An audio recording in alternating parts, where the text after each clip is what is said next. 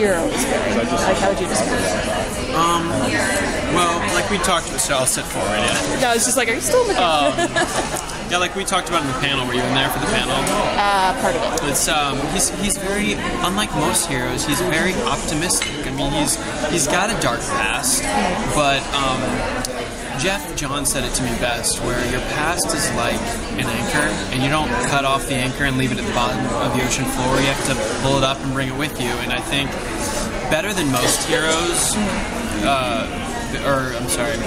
Barry does that better than most heroes. He is able to take that past and move forward with it, and just stay hopeful about life and optimistic about life and about humanity in general.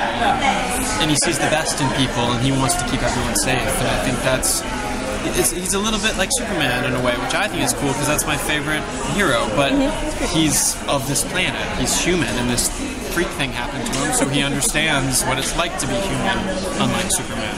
I mean, you talk about him seeing the best in people.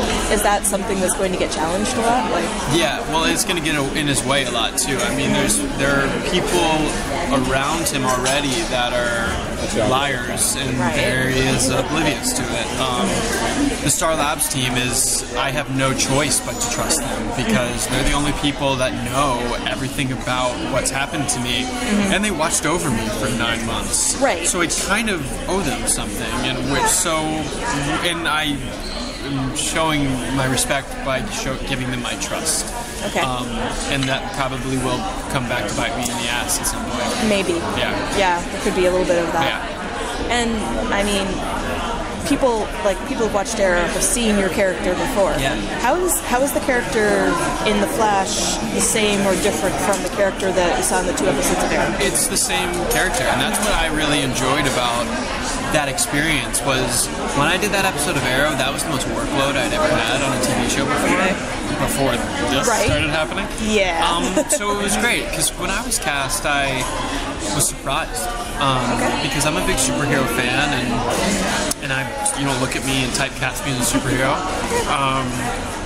So I was surprised, but it was nice because I didn't immediately have to step into my own show. I got to go do this episode of Arrow where I saw what the character was, and I immediately understood why I got the role, because of the tone and his voice, and I could see what they wanted, and now even more so as I'm reading. I've read 3 scripts for Flash now, and I see where we're going. I see how Barry's going to grow, and I mean, if this is a successful show, years from now, I'm going to look how, people expect him to look, and I'll get to grow into the role, which is cool. And I think it's going to be more powerful almost if you get to see Barry as this kind of a little bit weak and scared of this situation, but excited about it at the same time. It's cool.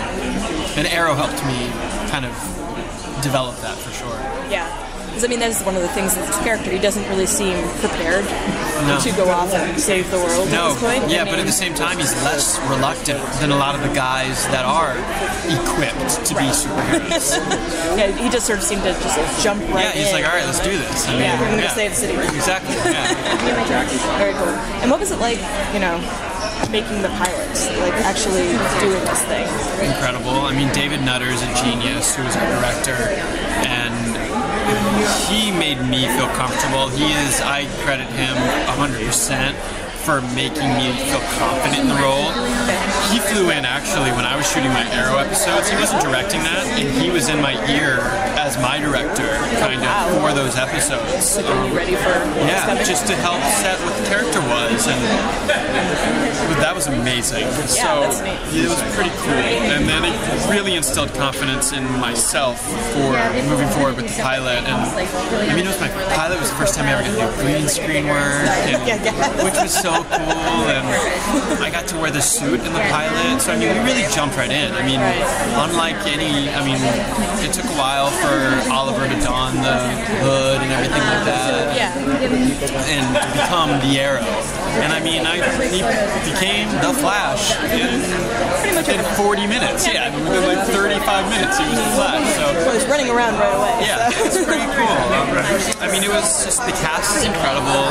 Everyone's really excited to be doing this, and we all really like each other. Our chemistry is great, so it makes for good relationships on the show, and it's the most fun I've ever had working on camera, for sure.